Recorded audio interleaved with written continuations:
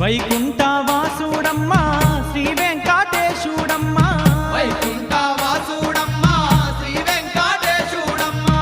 ఏడు కొండల్లా మీద భక్తుల నేలంగా వెలిసే